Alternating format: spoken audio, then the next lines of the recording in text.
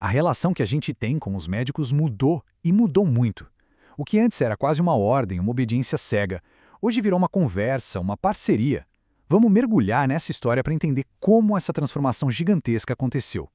Pensa bem nessa pergunta por um instante. Na hora do aperto, de uma decisão médica importante, quem é que bate o martelo? Quem deveria ter a palavra final? Hoje, a resposta pode parecer óbvia para muita gente, mas acredite, nem sempre foi assim. Na verdade, já foi o completo oposto. Então, vamos fazer uma viagem no tempo, para uma época em que a resposta para nossa pergunta era uma só, simples e indiscutível. Bem-vindos à era do paternalismo, onde a palavra do médico era literalmente a lei. O que era esse tal de paternalismo médico? Bom, a lógica era até simples. O médico, com todo o seu conhecimento técnico, agia como um pai. As decisões eram tomadas para o bem do paciente, claro, mas sem perguntar, sem pedir permissão. Era como se o paciente fosse incapaz de decidir por si mesmo. A dinâmica era totalmente vertical. Imagina uma pirâmide. Lá no topo, intocável, estava o médico. A autoridade máxima, o detentor de todo o saber e poder de decisão. E lá na base, o paciente. O papel dele era um só: receber o tratamento e confiar. Confiar cegamente no que era dito, sem questionar.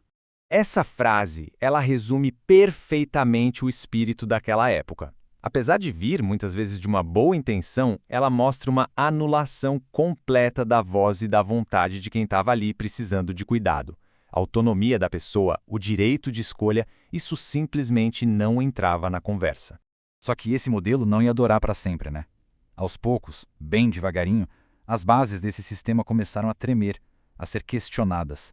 E isso nos levou a um ponto de virada, um momento crucial na história da medicina.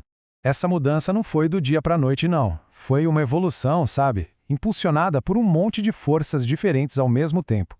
A sociedade estava mudando, as pessoas começaram a pensar diferente sobre direitos, sobre ética e sobre como a lei deveria proteger todo mundo. Essa jornada foi construída década a década. Tudo começou a ganhar força lá nos anos 60 com os movimentos por direitos civis, inspirando as pessoas a quererem mais controle. Aí, nos anos 70, nasceu a bioética, um campo de estudo inteirinho para discutir o que era certo e errado na prática médica. Os anos 80 vieram com casos na justiça que criaram marcos importantes. E tudo isso preparou o terreno para os anos 90, quando finalmente surgiram as primeiras cartas de direitos dos pacientes. E é assim que a gente chega nos dias de hoje, na era moderna, uma era que é governada por um princípio totalmente novo, a autonomia. É aqui que o jogo vira e o paciente deixa de ser só um objeto do cuidado para se tornar o protagonista da própria história. E o que significa autonomia? Significa que cada pessoa tem o direito fundamental de ser o autor ou a autora das suas próprias decisões de saúde. É o reconhecimento de que o corpo e a vida pertencem àquela pessoa e que as suas escolhas precisam, acima de tudo, ser respeitadas.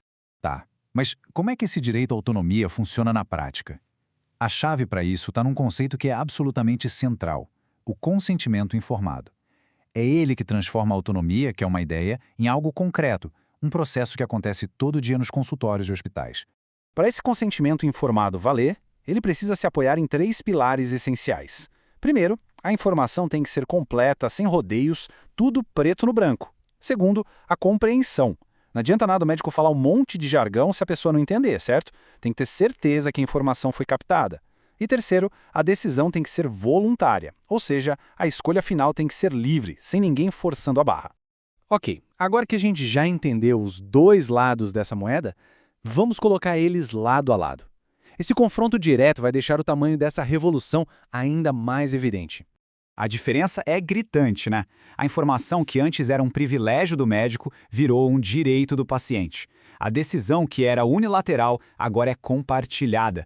E o mais importante de tudo, aquela relação de hierarquia, de chefe e subordinado, deu lugar a uma parceria. Uma parceria de verdade, baseada em confiança e respeito mútuo. E olha, essa jornada toda não é só uma aula de história, não. Ela define completamente o jeito como a gente interage com o sistema de saúde hoje e vai continuar moldando o futuro da medicina. Então, o que a gente leva de tudo isso? A gente leva a transição de um modelo de autoridade para um de parceria. A mudança daquela aceitação passiva para uma participação ativa e, principalmente, a consolidação do direito de saber e do direito de decidir. No fim do dia, a voz de cada um sobre o próprio cuidado é o que realmente importa. No final das contas, o resultado de toda essa evolução é algo muito poderoso. Ela devolve o poder para o lugar de onde ele nunca deveria ter saído, para as mãos de cada indivíduo, como a autoridade final sobre o próprio corpo e o próprio bem-estar. E para fechar, fica uma provocação para o futuro. Com a inteligência artificial cada vez mais presente, ajudando em diagnósticos e tratamentos, como é que essa dinâmica de poder vai continuar evoluindo? Nesse cenário super tecnológico, de quem vai ser a palavra final? É uma pergunta para um futuro que, na verdade, já começou. Obrigado pela companhia.